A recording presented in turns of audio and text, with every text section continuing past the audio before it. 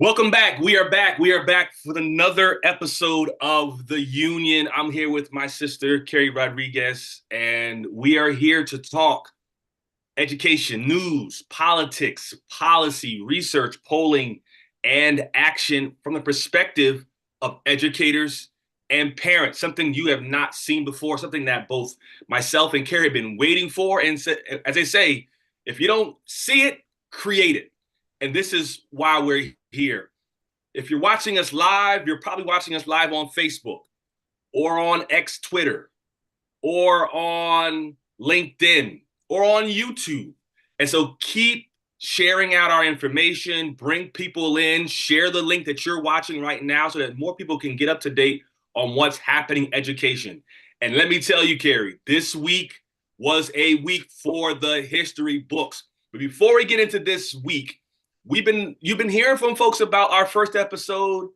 You know, what are you hearing about how folks are feeling the Union, the newest podcast in education? Well, people are telling me they love it, especially because we are adding new positive and important content or content to places like X, right?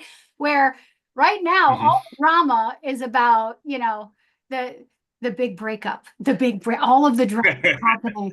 People are saying like this might be bigger or maybe as big as the whole Kendrick Drake beef a couple months ago. Only it's kind of like Drake versus Drake. But That's what I'm hearing. or maybe it's like Cardi B and Offset. I don't know, but this is one of the biggest breakups in history, and it's messy. So they're saying to me, "Wow, now I can turn to X, and I'm getting some content news I can use." Because things, I mean, it's like drinking from a fire hydrant, try to figure out all of the things happening in education. And this week, it was hot and heavy. I was down in DC most of the week. There were lots of hearings happening. Linda McMahon was in front of so many different committees. So just news out of that, on top of confirmations and budgets and everything else, they got to get something that can break this down in an easy bite-sized way. And we're filling that void. No, thank you. I mean, we're here to get through the distractions, right? There are distractions happening all over the place that can keep you from understanding what's happening in education at the federal level, at the state level, at the local level, live every Friday. It's for a half hour, get you in, get you out on your lunch break. And so we're gonna kick it off really quick. This week there were two panel discussions, testimonies before Congress. You had the Secretary McMahon, you had the Deputy Secretary nominee Schwinn. We also have the big beautiful bill that's being discussed, and education is a part of all of that. And so let's hear from you. What are you hearing about where we are on the budget conversation? But also talk a little bit about what you've seen, because you were there. You've been interviewed about Deputy Secretary's testimony. I'm sure obviously you were there hearing about McMahon's. What are you hearing, and what do you think people who are watching right now should be mindful of this week? Well, as we teased in our very first episode, we were waiting for that fat version of the budget to come out. We were thinking it might come out sometime on Friday, and it did. It was like late night Friday. So everybody had the weekend to kind of digest the details of what was in the budget.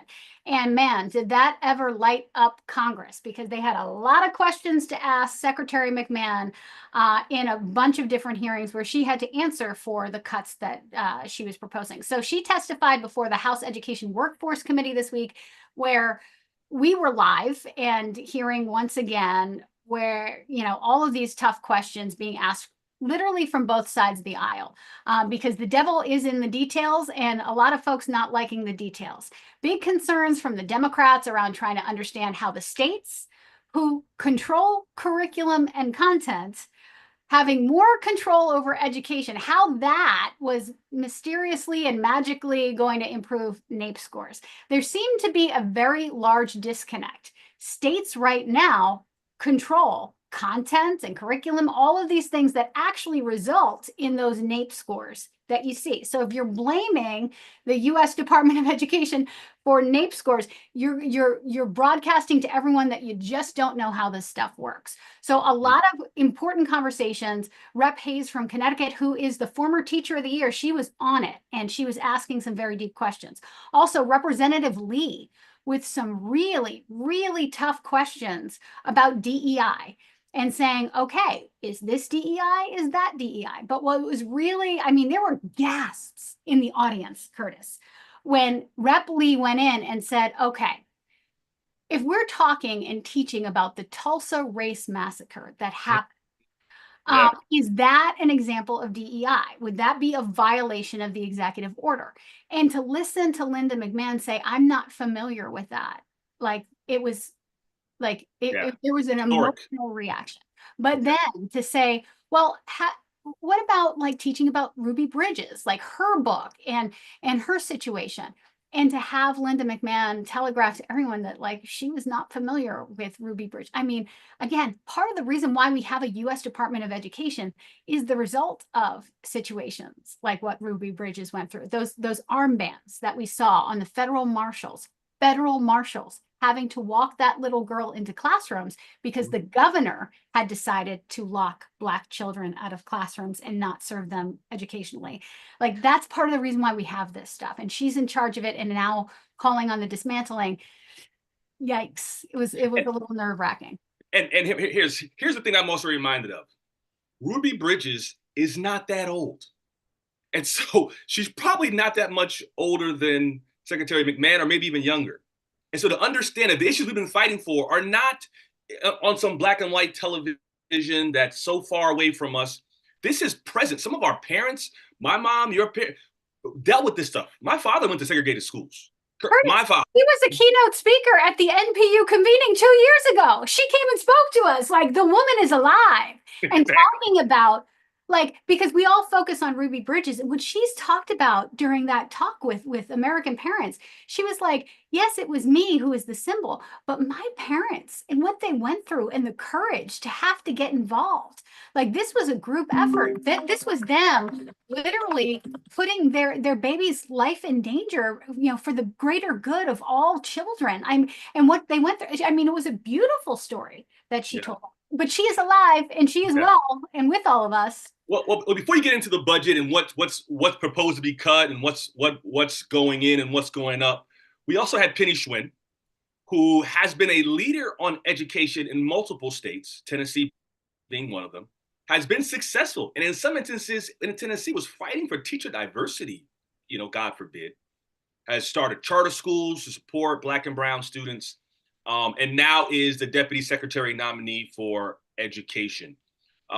You've been interviewed about this. What are your thoughts on her testimony and what type of deputy secretary you think she'll be if confirmed? Yeah, I got to tell you, I'm a Penny Schwinn fan. You can't argue with outcomes, and she had them, man. And it was an amazing thing to see. She was up under some really difficult situations and circumstances in Tennessee. Brave, courageous, really focused, really focused. So it was very inspiring to hear her talking about and really getting into the nuance about the literacy crisis and talking about the science of reading and how that really made such a difference in Tennessee. But then, like, it's again, I get a little confused here because we're talking about the science of reading.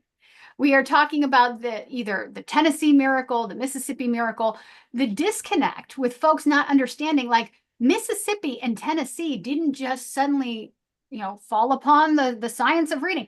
That was research done by the feds, the Institute for Educational Sciences, that said, hey, we've got to study this. We've got a problem here. Let's figure out how we can come up with evidence-based curriculum that will solve these massive gaps, because what we're doing in schools right now is not working. That came from the feds. And frankly, the competitive discretionary literacy grant program that funded the Mississippi Miracle and gave additional resources to places like Tennessee, like the miracle did not suddenly like happen on its own. Like God did not come from on high and sprinkle the science of reading on Mississippi. Like that takes federal investment. Yep. So to hear her under questioning from Maggie Hassan of New Hampshire saying that she would support the dismantling of the Department of Education, like it's the cognitive dissonance. Like I don't know how you have both of those ideas in your head at the same time. But again, she's got to take orders from the boss. Her boss is Linda McMahon, who works for Donald Trump. So she's in a tough spot. But my heart goes out to Penny. Like that's a job and a half she's going to have to get done. Yeah, I mean, we'll have to fight. We fight no matter who's in office, no matter who's in the administration. People who are also fighting for their issues are all fighting, and so we have to. I think she also mentioned that she is in support of the president's initiative to dismantle the Department of Education, which right now, sort of, we'll talk about that a little later, came up against a judge who sort of pushed back on particularly some of the firings there, and so we're going to have to push back where we can, and identify ways to fight for our communities when we can as well. And so, in her role, she will have a budget. She will have resources. I think she's also talking about doing, some block grants and some competitive, funding at the state level. And so, that being said, we have the bill right now in the Senate going through this reconciliation process, which would allow, for those who kind of do some government legalese, and the idea that because of their going this process, they will not need any Democratic votes in the Senate to pass this thing. You can't filibuster it, and so it could be a straight Senate vote. So they're trying to figure out how you peel off some senators, and talking about particularly issues that are valuable to their constituents. So, what are some of the things that you're seeing, particularly in the draft bill, that will affect education in particular, that parents and teachers should be paying attention to? Now, I know it is not often thought of because in this little education bubble, we think, everything has to be solely about education for us to care about, which is just wild and tone deaf. Like, there are so many different intersectional issues that impact education. Like, we got to start thinking a little bit more broadly. So I would say to all of you who care about public education, who care about kids in this country, which is why we do this damn thing, the Medicaid cuts, the cuts to SNAP benefits, kids who aren't healthy, kids who don't have access to food cannot learn. And so it does not matter what innovative curriculum, what absolutely groundbreaking assessment, what beautiful building you put kids in. If they're not healthy and they haven't eaten, you're not doing anything. So that is going to be incredibly problematic in this bill. So you got to be watching that stuff. If you care about kids, you care about education, this is going to touch you. There is also about a 15% cut in funding for education. We're talking about discretionary grant programs. One of the biggest concerns is they're taking like these 18 different programs and trying to smash them all together and then reduce the amount of money these programs get by about $4.5 billion. That's a lot of money. When you talk about the literacy programs, the Mississippi Miracle, the Tennessee Crusade, whatever you want to call it, the money that they got through this literacy competitive grant program, these discretionary grants, like that's money that could be going away. Like, as this money gets condensed into so-called block grants, it becomes discretionary. Like, this is where we get into real problems. You got to connect the dots. Now, I listen to folks all the time who tell me, Carrie, why do you care about education on the federal level? Everything is local control. It's the states. Well, the federal stuff might not be much, but it is something. And it will wreak havoc on what's happening in the state. So if you think that you're fine because you're in a state, especially a red state, when you're going to have to come up with the money that is going to be lost because it's not going to be sent down to your state. Because I heard Linda McMahon say over and over and over and over and over again this week, as she made excuses for cutting all these programs, the states will pick it up. That's states' responsibility. Well, you better hope that your governor somehow has some magic pot of money that's going to make up for all this federal cutting, or else you're going to be in a hell of a lot of problems. Well, here's some data that bothers me from what you're saying. My understanding, half of all Black learners in America are in the South. Like, half are in one part of the country. Where are they? Cities like Atlanta, cities like Miami, cities like Houston, New Orleans, Charlotte. Places where, not so much North Carolina, but places where you have a red governor, red legislator, and blue cities. And people are, relying on governors, state legislatures to fund particularly blue, particularly minority, Black and Latino districts. And so the pressure on them is going to be immense. At the same time, there has been some increases in funding, Carrie. And so I'm looking at this increase of $60 million to the charter school program. What do you think impact that is going to have on Black and brown learners, particularly those who are in public charter schools? Well, it could have a significant positive impact if we use the damn money. Okay. Let y'all in on a little secret from last year, because last year under the Biden administration, under Secretary Cardona, we lit him up. So like, let's not get it twisted here. Like, we're here to hold folks accountable. It doesn't matter what party you're a part of. Like, we are watching you very closely. We did that under Biden. In the Biden administration, where they tried to cut CSP and bring, the excuse was, well, you know what? This fund is not even being fully utilized. Like, not enough people are putting in high quality applications, all of this. So I want to say to all my friends and all my funders out there who are listening to this podcast, because I know you are, you should be doing everything in your power to be supporting, especially these new school leaders of color, to be putting forward these grant applications and doing everything. You want to have impact in supporting and growing charters, then give them grants, hire grant writers for them, like give them the opportunity to submit high quality applications. Let's use every single dollar of this CSP money. I think it's great. And I think it's a huge opportunity for us, that is a bright spot in the situation we're in right now.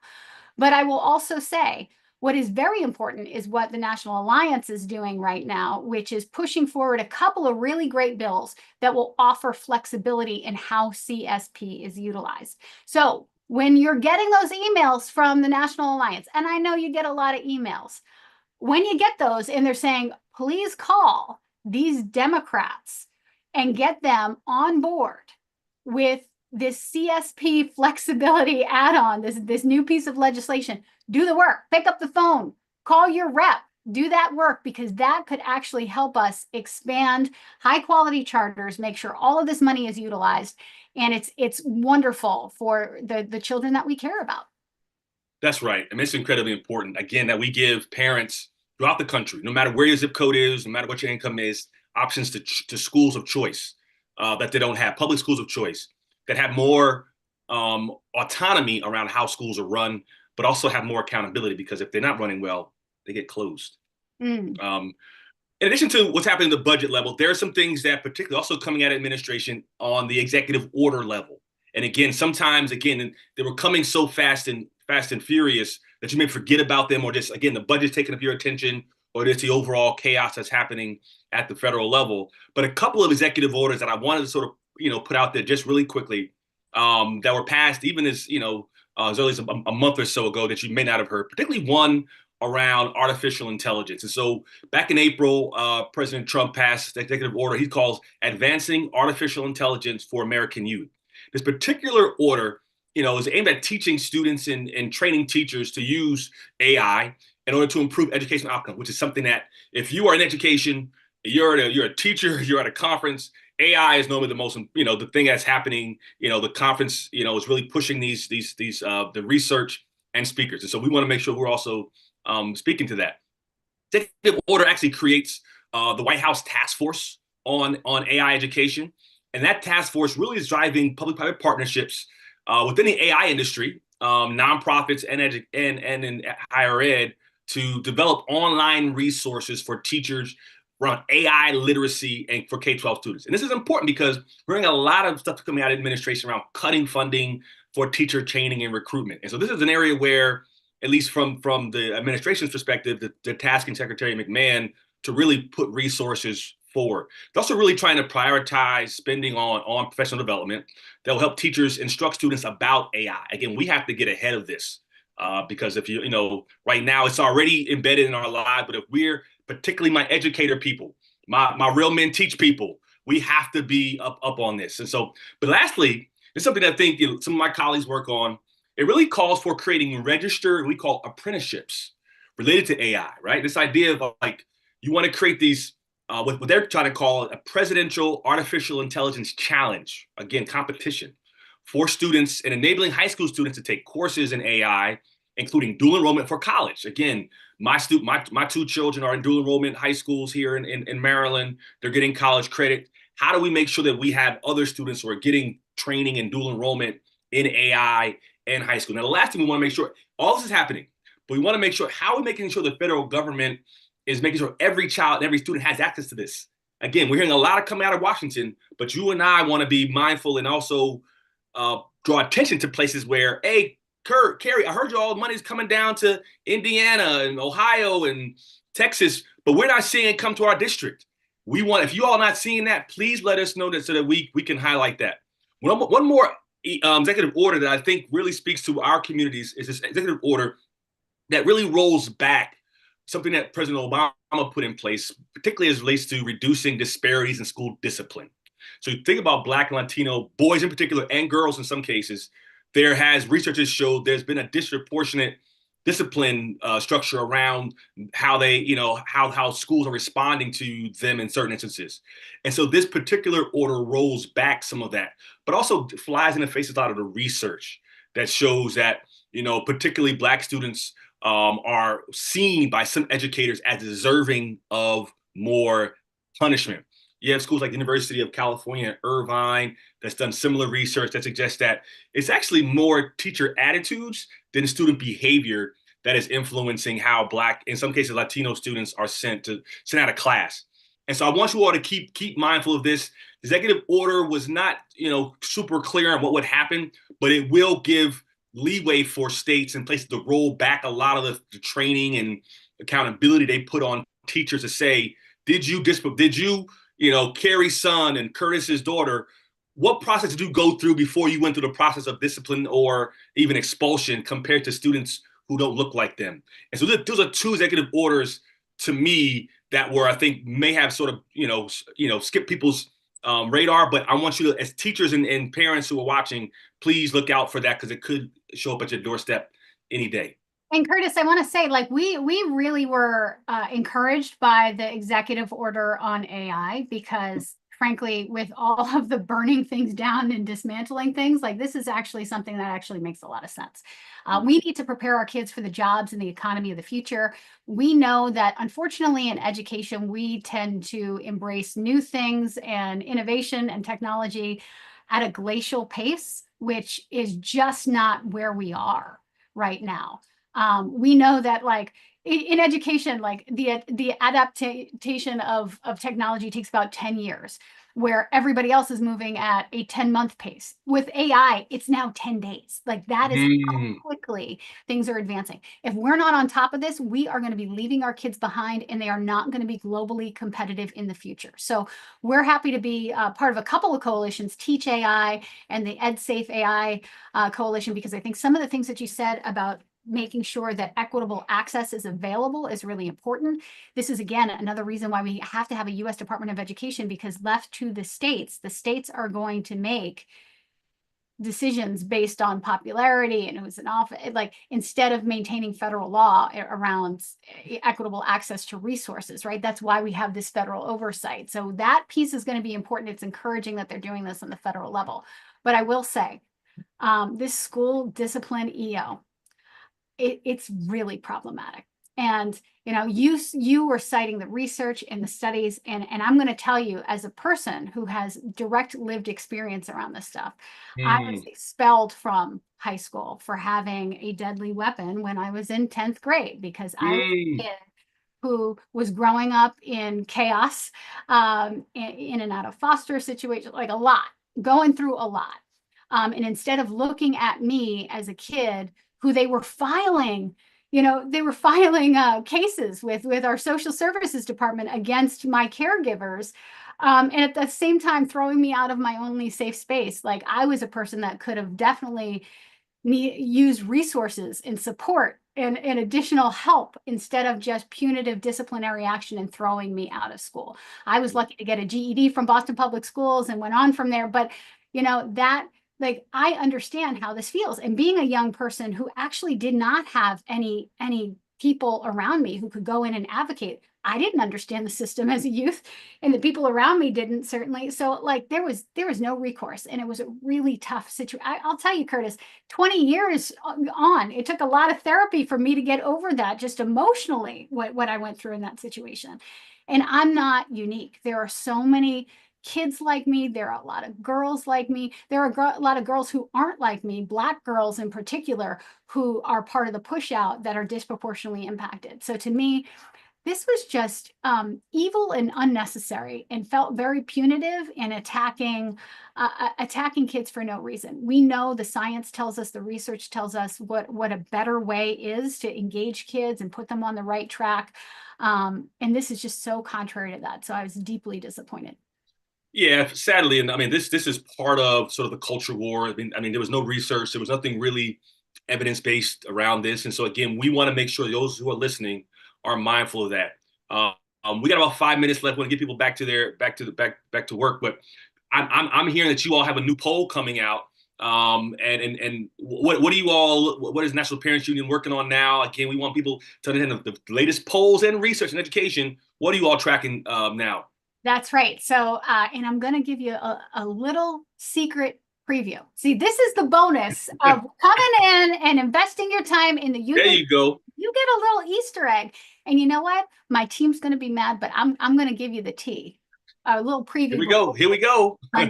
So we have brand new polling that we just got back on the big, beautiful bill. And that's going to be released again on Monday.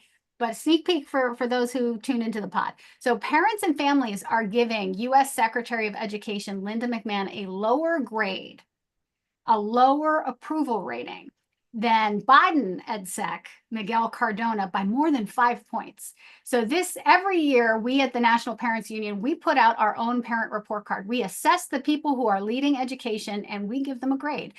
So a little surprised to see her getting lower approval ratings, because everything we're hearing from the Trump administration is that like this is far better and everything is so much better now that he's president and she's the EdSec. Well, not according to parents and families. Also, there's going to be critical data released about the education cuts. And I'm going to tell you, it's not good news for the Trump administration. So you're going to want to pay very close attention as we release this on Monday. We're going to be releasing all the information about how parents feel about the Medicare cuts, the SNAP cuts, cuts to education, who should be getting tax cuts in this country and what they have to say about it. So all of that is going to be available to you on Monday. I can't wait to see the whole piece. I mean, your polling, particularly because it's centered around parent voice, is one that's incredibly important for folks in education like myself who write about it, who testify, and who are writing policy about education. A piece of data I'm looking at, particularly from the educator perspective, something that recently came out from the National Council on Teacher Quality. And what they're saying is that teachers can't afford to live near their schools anymore. Now, some of y'all teachers are watching saying, Curtis, where you been, bro? We've known this for a long time, that we can't live in the same communities. But the researchers showed through National Council on Teacher Quality that between 2019 and 2024, the percentage growth in home prices and the cost of even renting a one-bedroom apartment has significantly outpaced the increase in both inflation and teacher salary. And so we're districts around the country like mine, I was on my school board for 10 years, and others are trying to say, how do we recruit and retain teachers into our community when they can't afford to live there? And so there's different strategies that are being undertaken around subsidizing housing and other things like that, and incentivizing people to live in their community that we'll be tracking, because I think for you all, their data shows when teachers live in the communities in which they teach, when they're part of the same programs and go to the same churches, and like back in the day, like back when our grandparents were in school, teachers lived in the same community, shopped in the same grocery stores, understood the issues that are happening in classrooms. But when you leave those communities and you sort of parachute in every day, it's hard to truly understand what's happening. And so it's something that I'm tracking. Today was a great show, Carrie. But we can't leave. So we said every week we're going to highlight a legislator who we believe is a champion for the things that we care about. And so this is our first, legislator of the week, and his name is State Representative James Tallarico from Texas. State rep, starting out on the local level. Oh, we're starting on the local. And guess what? He represents Austin, Texas. Curtis, why do you like this guy? Guess what? He's a former teacher, and I love the male teachers. I love the brothers who teach, right? Mm-hmm. And so, but he's also on the House Public Education Committee in Texas, and he's fought for a number of things. He fought against a lot of private school vouchers, programs that particularly benefit mostly high-income people.